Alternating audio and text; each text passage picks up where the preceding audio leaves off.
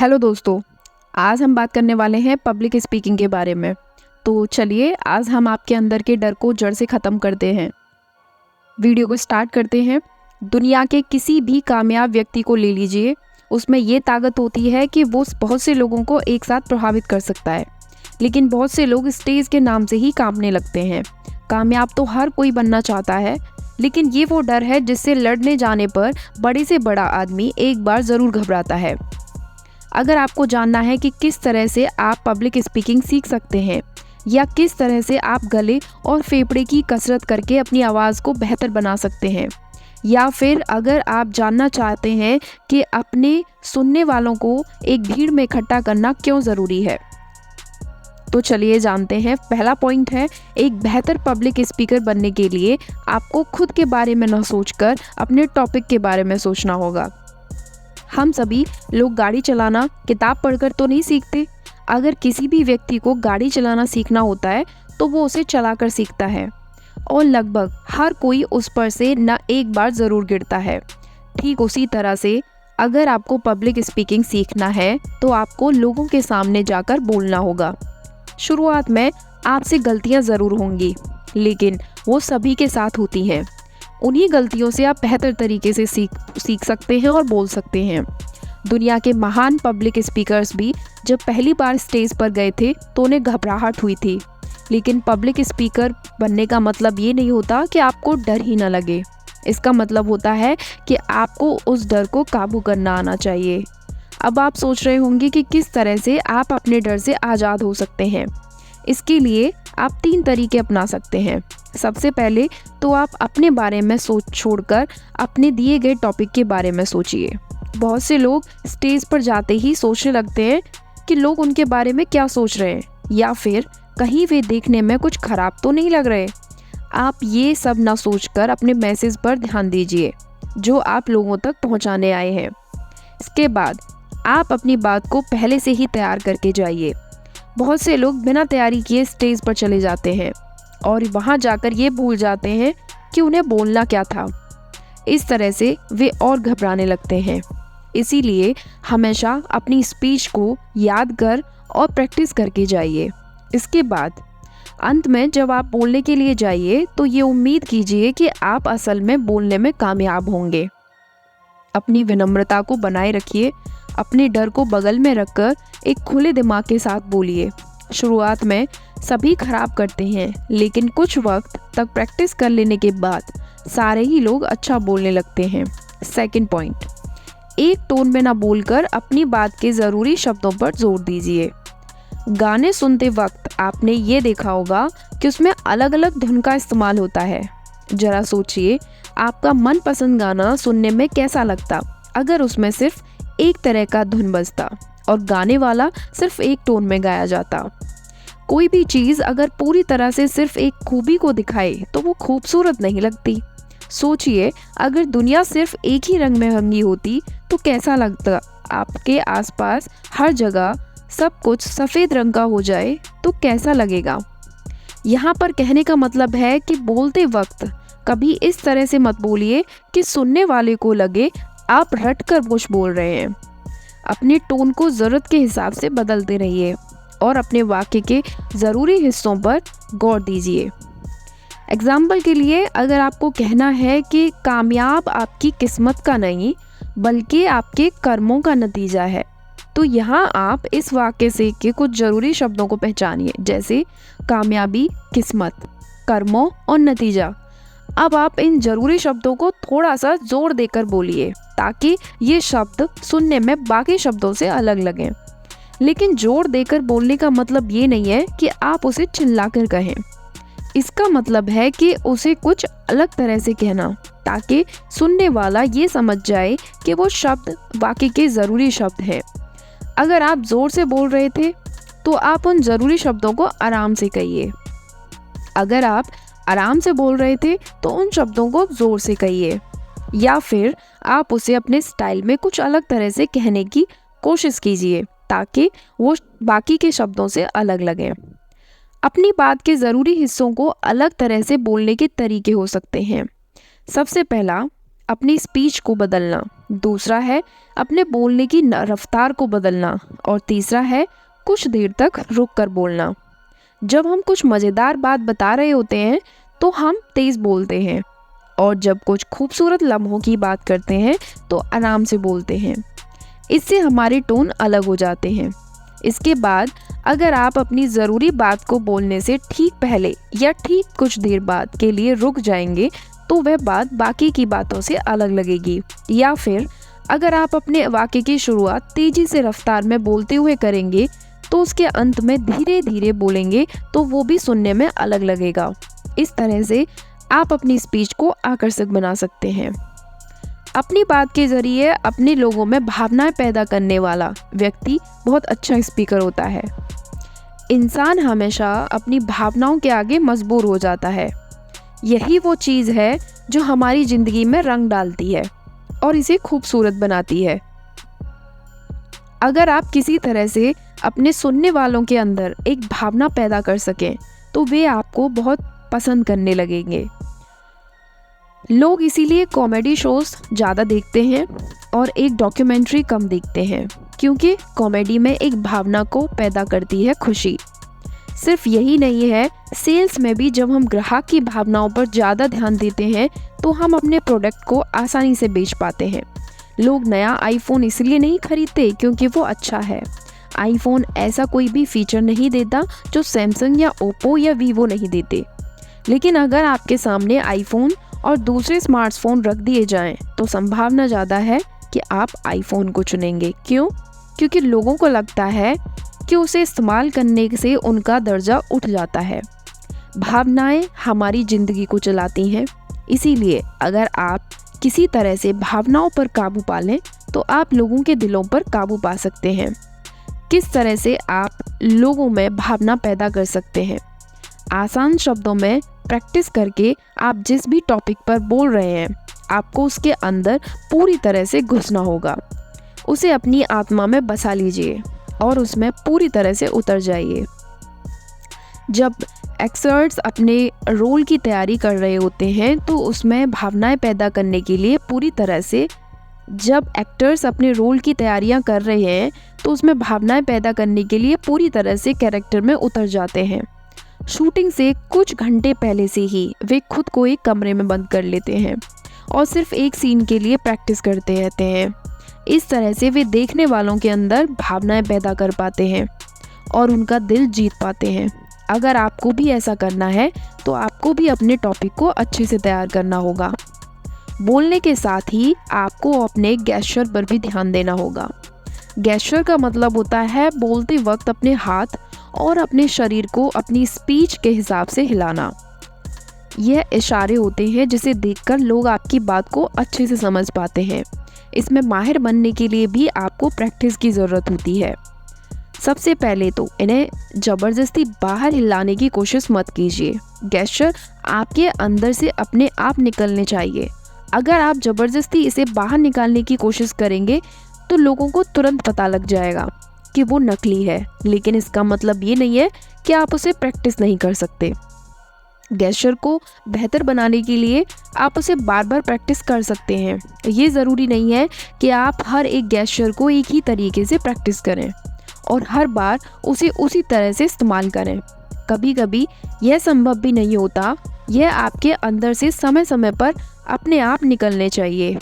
अगर आप एक होनहार स्पीकर को एक ही स्पीच 2 बार सुनते हुए सुने तो आप ये देखेंगे कि उनके गेस्चर बदलते रहते हैं। इसके बाद आपको ये ध्यान देना होगा कि आपके अंदर से जो गेस्चर निकल रहे हैं वो आपकी स्पीच और आपके टोन के साथ मैच खा रहे हैं या नहीं। बहुत बार हम ऐसे गेस्चर कर रहे होते हैं कि बहुत ख़राब लगते हैं। इसके लिए आप शीशे में देखकर उसे प्रैक्टिस कर सकते हैं। आप ये देखिए कि कौन से गेस्चर अच्छे लग रहे हैं, किसे सुधारा जा सकता है और किसे आपको निकालने की ज़रूरत है। समय के साथ आपको इसकी आदत पड़ जाएगी और आप इसे बेहतर तरीके से कर पाएंगे। यहाँ पर सबसे ज़रूरी बात यह है कि गेस्चर आपके अंदर से प्राकृतिक रूप से निकलने चाहिए। नकली गेस्चर का इस्तेमाल करना बिल्कुल वैसा ही है जैसे अपने बगीचे के सूखे हुए पौधे को हरे रंग से रंग देना। आप इसकी जितनी ज़्यादा प्रैक्टिस करेंगे आपके लिए उतना आसान हो जाएगा। इसके लिए इसके अलावा बहुत ज़्यादा गेस्चर करने से लोगों का ध्यान भटकने लगता है। ये याद रखिए कि आप अपने हाथों को या अपने शरीर को हद से ज़्यादा मत हिलाइए। साथ ही अपने चेहरे के हाव भाव पर भी ध्यान दीजिए। अपनी आवाज़ को अच्छा बनाने के लिए अपने गले और फेफड़े का ख्याल रखिए। जब हम बोलते हैं तो हमारे फेफड़े से हवा हमारे गले तक जाती है, जिससे कि आवाज़ बाहर निकलती है। दूसरे शब्दों में, जब हम बोलते हैं तो हमारे फेफड़ों पर प्रेशर पड़ता है और ज़्यादा ज़ोर से बोलते रहने पर सीने में दर्द हो सकता है। इसीलिए ज़रूरी है कि आप अपने फेफड़े का और अपनी सेहत का अच्छा ख्याल रखें। एक बोलने की प्रैक्टिस भागते हुए करता है एक लड़का, उससे उसके फेफड़े में ज़्यादा हवा जाती है और उसकी कसरत होती है, जिससे कि स्टेज पर वो लंबे समय तक बोल पाता है। आप चाहें तो ये तरीका भी अपना सकते हैं या फिर एक दूसरी तरह से भी कसरत कर सकते हैं, जो कि नीचे दिया गया है। आइए जानते हैं। सबसे पहले अपने हाथों को अपने कमर पर रखिए और एक हाथ की उंगली को दूसरे हाथ की उंगली से छूने की कोशिश कीजिए। इससे आप अपने फेफड़े को दबा रहे हैं, जिससे कि सारी हवा बाहर निकल रही है। इसके बाद अपने कंधों को ऊपर उठाएं, बिना आप सांस अंदर खींचिए। इसे बार बार दोहराएं। फेफड़ों के अलावा आपका गला भी अच्छे से बोल पाने के लिए बहुत ज़रूरी होता है। इसकी कसरत करने के लिए अपनी गर्दन को फिक्स करके अपने सीने को लेफ़्ट राइट घुमाइए। ऐसा करते वक्त अपने सिर को आगे की तरफ झुकाइए। इससे आपके गले को राहत मिलेगी। गले को खोलने के लिए आप अपने मुंह को खोलिए और उसे पूरी तरह से खुला रखकर बोलने की कोशिश कीजिए। इससे आपकी आवाज़ की क्वालिटी अच्छी हो जाएगी। लेकिन आवाज़ अच्छी होने का मतलब ये नहीं है कि वो तेज हो। इसका मतलब ये है कि वो साफ हो और स्टेज के पीछे जो लोग बैठे हैं वो भी आपकी बात को अच्छे से और साफ साफ सुन पाएँ। अगर आपकी आवाज़ साफ होगी तो आपके फुसफुसाने पर भी लोग आपको अच्छे से समझ पाएंगे। ऐसा कर पाने के लिए आप अपने हाथ को अपने मुंह के पास लाइए और ये शब्द को ज़ोर ज़ोर से बोलिए। इन शब्दों को तब तक बोलते रहें जब तक आप आपके वाइब्रेशन को अपने हाथों पर महसूस ना करने लगें। अपने सुनने वालों को एक भीड़ में इकट्ठा कीजिए ताकि आप अपनी बात को लोगों तक अच्छे से पहुंचा सकें। क्या आपने कभी ये देखा है कि किसी सेमिनार में एक व्यक्ति ताली बजाता है और फिर सारे ही लोग अचानक से तालियां बजाने लगते हैं? क्या आपके साथ भी ऐसा हुआ है कि आपके ग्रुप के सारे लोग अचानक से ऊपर देखने लगते हैं और आप भी उसी वक्त ऊपर देखने लगते हैं? इंसानों की इस खूबी को कॉन्टेंशियन कहते हैं, जिसका हिंदी में मतलब होता है कि एक व्यक्ति के विचार या रोक का दूसरे व्यक्तियों तक पहुंचना। इसका आसान सा मतलब होता है एक चीज़ का फैलाव। इसका मतलब है कि अगर आप अपने सुनने वालों को एक भीड़ में इकट्ठा कर लेंगे तो आपके अपने विचारों को उन तक आसानी से पहुंचा सकते हैं। भीड़ में विचारों को इन्फेक्शन बहुत तेज़ी से फैलता है। अगर एक भीड़ भरी जगह पर एक व्यक्ति अचानक से चिल्लाने लगे, आग आग, भागो भागो, तो सारे लोग पागलों की तरह भागने लगते हैं। इसीलिए अगर आप चाहते हैं कि सब लोग आपके विचारों को सुने तो उन्हें अलग अलग मत बैठने दीजिए, उन सभी को एक भीड़ में इकट्ठा कर लीजिए। ये करने के लिए आप सबसे पहले उन अलग बैठे लोगों के पास चलते जाइए और उनकी ज़रूरतों के बारे में, डर के बारे में और भावनाओं के बारे में बात कीजिए। एक बार जब उन अलग बैठे लोगों को लगने लगेगा कि यहाँ पर उनके जैसे विचार वाले लोग बैठे हैं तो वे भीड़ में जाकर मिल जाएंगे और आपकी बात को अच्छे से सुनेंगे। लेकिन बहुत से लोग इस बात को नहीं मानते कि भीड़ में बैठने पर सारे लोग एक तरह से सोचते हैं। अगर आपको इस बात पर अभी भी कोई शक है तो इतिहास के एक एग्जाम्पल पर नज़र डालिए। 19वीं शताब्दी में सोवियत की सरकार ने ये नियम लागू किया कि कोई भी कहीं भी भीड़ नहीं लगाएगा। उन लोगों की इस बात का डर रहता था कि अगर सारे लोग एक साथ आने लगेंगे तो सरकार से बगावत करने की चाहत अचानक फैलने लगेगी और उन लोगों को हड़ताल का सामना करना पड़ेगा। इसीलिए आपको भीड़ इकट्ठा करने की काबिलियत अपने अंदर विकसित करनी होगी, क्योंकि इसमें वो ताकत है जिससे सरकारें गिराई जा सकती हैं। अपने बहस करने की ताकत को बढ़ाइए। बहुत बार हम कुछ ऐसी बातें बोल देते हैं जिसे साबित कर पाने में हमें परेशानी होती है। कभी कभी हम अपनी राय देने लगते हैं और बहुत से लोग उस राय को नहीं मानते। इसीलिए ये बहुत ज़रूरी है कि आप जो भी बोलें उसे साबित करने की ताकत भी रखें, वरना आपकी कही गई बातों को आपके खिलाफ इस्तेमाल किया जा सकता है। साथ ही अगर आप अपनी बात को साबित नहीं कर पाएंगे तो लोग आप पर भरोसा नहीं करेंगे। इसके अलावा अगर आपकी कभी किसी से बहस हो जाए तो आपको उसकी बात का जवाब देना भी आना चाहिए। अपनी बात को साबित करना और दूसरों से बहस करना, ये दोनों ही ज़रूरी हैं। इसीलिए आपको ये भी सीखना होगा कि किस तरह से आप अपनी बात को सही साबित कर सकते हैं, और ये भी सीखना होगा कि किस तरह से आप अपने विरोधियों की बात को गलत साबित कर सकते हैं। इसके लिए आपको 4 बातों पर ध्यान देना होगा। जिस पर बहस हो रही है उस बात को साबित करने के सबूत, उस बात के कौन से मतलब हो सकते हैं, और उस बात के नतीजे दिए गए हैं 8 सवालों की मदद से आप इन पहलुओं पर ध्यान देकर वो काम कर सकते हैं। जिस बात पर बहस हो रही है उसे अच्छे से समझने के लिए आप खुद से पूछिए कि क्या उसे साफ साफ शब्दों में कहा गया है।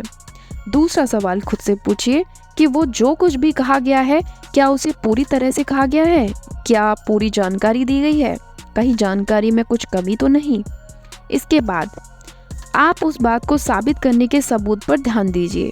खुद से सवाल पूछिए, उस बात को किस एक्सपर्ट ने कहा, क्या वो व्यक्ति वाकई में एक एक्सपर्ट है, क्या वो सही में कुछ सोच समझ सकता है। दूसरा सवाल ये पूछिए कि सारे फैक्ट्स पर ध्यान दिया जा रहा है, क्या वो सारे फैक्ट्स एक ही बात कह रहे हैं या अलग अलग, क्या वो सच में फैक्ट्स हैं या फिर किसी की राय। इसके बाद बारी आती है ये समझने की कि उस बात के और कौन कौन से मतलब हो सकते हैं। जिन फैक्ट्स के आधार पर उस बात को कहा जा रहा है कहीं उसका दूसरा मतलब तो नहीं हो सकता। दूसरा सवाल ये है कि आप जो बोल रहे हैं उसे गलत साबित करने के लिए कौन कौन सी बात कही जा सकती है। इसके बाद अंत में आता है कही गई बात के नतीजे क्या हो सकते हैं। इसमें आप खुद से ये पुष्टि की कहीं आपने कुछ ऐसा तो नहीं कहा जो सबूतों पर आधारित नहीं है।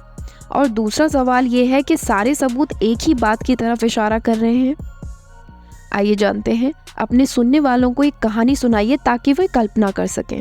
जैसे ज़्यादातर लोगों को जानकारी, नंबर्स और स्टैटिक्स नहीं पसंद है। लोगों को ये जानने में बिल्कुल मज़ा नहीं आता कि पिछले 10 सालों में सिगरेट या शराब पीने से कितने लोगों की मौत हुई है।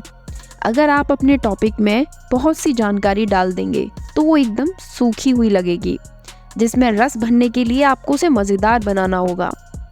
किसी भी चीज़ को मज़ेदार बनाने के लिए कहानियों का इस्तेमाल किया जाता है। कहानियाँ सुनने पर हम कल्पनाएं करने लगते हैं, हम अपने दिमाग में अलग अलग जगहों पर जाने लगते हैं और इस तरह से हम बोलने वालों की बात को कुछ ज़्यादा ध्यान से सुनते हैं। इसीलिए अगर आप उसी बात में एक शराबी की कहानी के जरिए लोगों को इससे होने वाले नुकसान के बारे में बताएंगे तो लोग उसे कुछ ज़्यादा अच्छे से सुनेंगे। आप उनसे बताइए कि किस तरह से वो व्यक्ति रोज़ शराब पीकर अपनी पत्नी से झगड़ा करता था, अपने बच्चों को मारता था। इसी तरह की कहानियाँ लोगों की भावनाओं के साथ खेलती हैं और उन्हें आपसे चिपका कर रखती हैं। इसके बाद आप खुद भी अपनी कल्पना का इस्तेमाल कीजिए। अपनी स्पीच को तैयार करते वक्त ये कल्पना कीजिए कि आपके सामने बहुत से लोग आपको सुनने के लिए बैठे हैं और वे आपको सुन रहे हैं। ये सोचने की कोशिश कीजिए कि आप उनके सामने किस तरह से बोलेंगे और आपकी बात को सुनने के बाद उनके क्या हाव भाव होंगे। जब आप अपने दिमाग में अपने सुनने वालों को साफ साफ अपने सामने देखेंगे तो ये कल्पना कीजिए कि आप उनके सामने बोलने पर कौन से गेस्चर का इस्तेमाल करेंगे। ये सोचिए कि गेस्चर का आपके सुनने वालों पर क्या असर होगा, किस तरह से आप अपने वाक्य को कहेंगे। पब्लिक स्पीकिंग का काम भी एक कवि या लेखक के काम की तरह ही होता है। अगर आप अपनी बात के ज़रिए लोगों के दिमाग में चित्र बना सकते हैं तो आप भी एक अच्छे पब्लिक स्पीकर बन सकते हैं। Thank you so much.